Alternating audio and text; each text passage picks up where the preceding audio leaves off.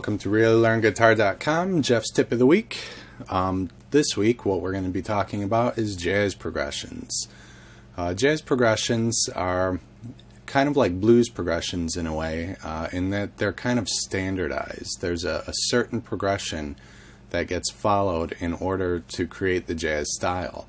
The progression is called a 2-5-1, and it's simple on paper, so let's take a look at that first.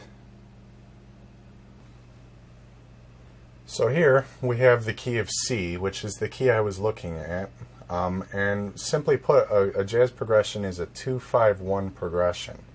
So what that means is you're playing the second chord of a key, so in the case of the key of C that would be a D minor, then you play the fifth chord of a key, which in this case would be a G major, and then you go to the first chord of a key, in the case of the key of C, it's a C.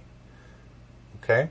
So that's the fundamentals, and let's look at a little more in-depth look at what's really going on. Alright, now that we have the fundamental progression together, let's look a little closer at what would make a jazz progression a jazz progression. Typically in jazz, they don't use a triad form, which would mean like just a regular D minor. They typically use sevenths or ninths or 11ths or 13ths, but today we're only going to go as far as the sevenths. So instead of playing D minor as the 2 chord, you would actually play a D minor 7. The fifth chord in a key, the G major in this case, instead of playing G major, you would play G dominant 7. The fifth chord of every key is always a dominant 7, and it's the only chord in a key that is a dominant 7th. So the G or the 5 chord will be a dominant 7th chord, and then we come to the 1 chord, which is a C, and that will be a C major 7th. On ReallyLearnGuitar.com, we actually offer a section called Survival Chords, and that will allow you to get these shapes. On top of that, knowing your chord formulas will also help you to arrive at these shapes. So those are a couple of good places that you can get these devices in order to play this. Last but not least, the feel of jazz, the popular starting point is called the Freddie Green comping style.